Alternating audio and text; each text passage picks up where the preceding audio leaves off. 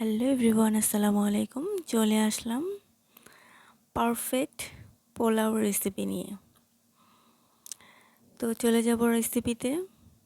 দিয়ে দিলাম কড়াইতে তেল পরিমাণ মতো।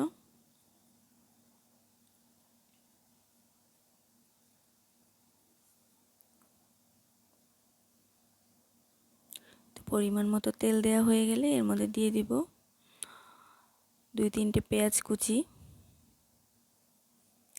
দিয়ে দিব দারচিনি, এলাচ, তেজপাতা। অবশ্যই এলাচটা একটু থেতো করে দিবেন, তাহলে এলাচের যে সুঘ্রাণটা আছে সেটা বেরিয়ে আসবে।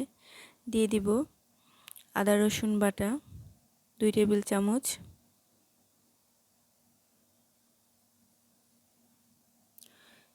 তো এগুলো দিয়ে একটু হালকা ভেজে নেব, যাতে পেঁয়াজের কাঁচা গন্ধ আর আদা রসুন বাটার কাঁচা গন্ধটা চলে যায়। হালকা একটু ভেজে নেব।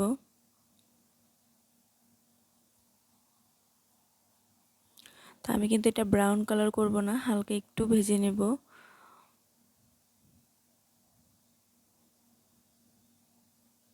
তো এরপর দিয়ে দিব পরিমাণ মতো লবণ।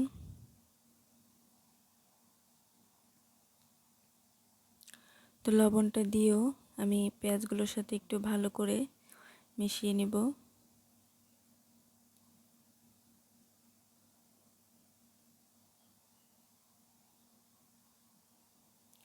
তো এই পর্যায়ে আমি আগে থেকে পোলার চাল ধুয়ে 10 মিনিট ভিজিয়ে রেখে ধুয়ে পরিষ্কার করে নিয়েছি।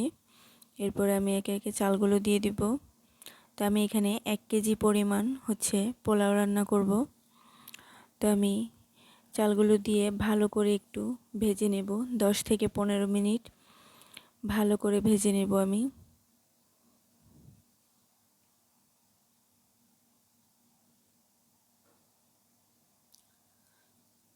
তো আমার ভালো করে ভাজা হয়ে গেলে আমি এখানে হাফ কাপ পাউডার দুধ দিয়েছিলাম 2 চামচ পরিমাণ, দিয়ে এটাতে আমি গরম পানি দিয়েছিলাম।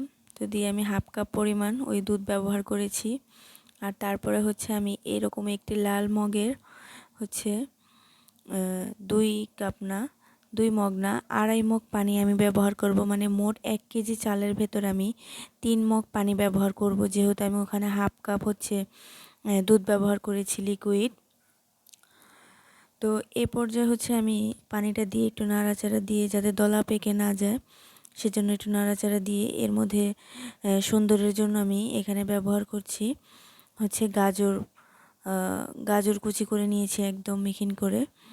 তো আপনারা এখানে চাইলে মটরশুঁটি বা যার যেটা মন চায় সেটা আপনারা দিতে পারবেন, আলুও দিতে পারবেন, যে যেভাবে আর কি পছন্দ করে। তো আমি এখানে গাজর দিয়ে দিয়েছি যাতে কালারটা সুন্দর আসে। এই পর্যায়ে দিয়ে দিলাম 2টি কাঁচামরিচ।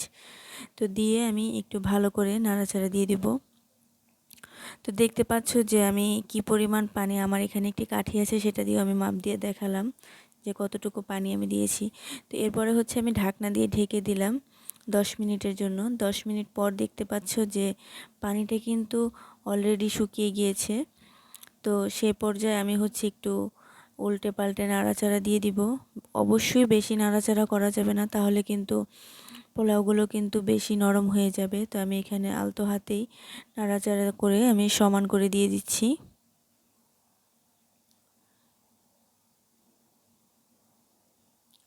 তো এইভাবে সমান করে দিয়ে আমি একটি ঢাকনা দিয়ে ঢেকে দেব 5 থেকে 10 মিনিটের জন্য। তো এরপরে আমি ঢাকনা দিয়ে ঢেকে দেওয়ার পর আমি আরেকটি চুলায় তাওয়াটা গরম করে এরপরে আমি ঢাকনা দিয়ে বন্ধ করে দিয়েছিলাম 15 মিনিটের জন্য। চুলাটা একদম লোতে করে দিয়েছিলাম। তো দেখতে পাচ্ছ আমি তারপরে উল্টানোর পরে কিন্তু দেখতে পাচ্ছ কোনো প্রকার কোনো পানি নেই পোলাওতে, কতটা সুন্দর ঝরঝরে হয়ে গিয়েছে।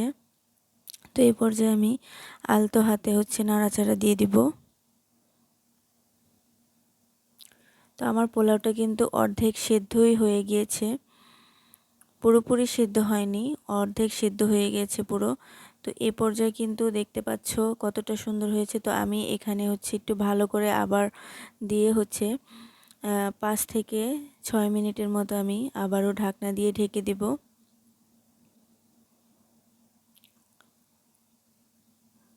তো 5 থেকে 6 মিনিট পর ঢাকনা খুলে দেখাচ্ছি তোমাদেরকে। দেখো কতটা ঝরঝরে হয়েছে পোলাওটা। আসলে এইরকম ঝরঝরে পারফেক্ট। আর হচ্ছে যে দুধটা দেওয়ার কারণ, এটাতে আপনার পোলাওটাকে স্বাদটাই বাড়িয়ে দেবে যদি আপনারা 2 চামচ পাউডার দুধ ব্যবহার করেন। তো দেখতে পাচ্ছ কতটা সুন্দর হয়েছে পোলাওগুলো, ঝরঝরা। তো আমি এ পর্যায়ে হচ্ছে দিয়ে দিব আগে থেকে পেঁয়াজ বেরেস্তা করা। তো আমি পেঁয়াজ বেরেস্তাগুলো দিয়ে দিলাম। হয়ে গেল আমার পারফেক্ট পোলাও। তো আপনারা যদি আমার ভিডিওটি ভালো লেগে থাকে অবশ্যই লাইক কমেন্ট শেয়ার করতে ভুলবেন না। তো আমি এখানে হচ্ছে ডেকোরেশনের জন্য একটি বাটি নিয়ে এরপরে হচ্ছে আমি পোলাওগুলো দিয়ে দিলাম, বাটিতে রেখে দিলাম। আর সৌন্দর্যের জন্য একটি পুদিনা পাতা আর হচ্ছে কাঁচামরিচটাকে উপর দিকে দিয়ে দিলাম। দেখতে পাচ্ছ কতটা সুন্দর লাগছে পারফেক্ট পোলাও। তো যদি আমার ভিডিওটি ভালো লেগে থাকে অবশ্যই লাইক কমেন্ট শেয়ার করতে ভুলবে না। আল্লাহ হাফেজ।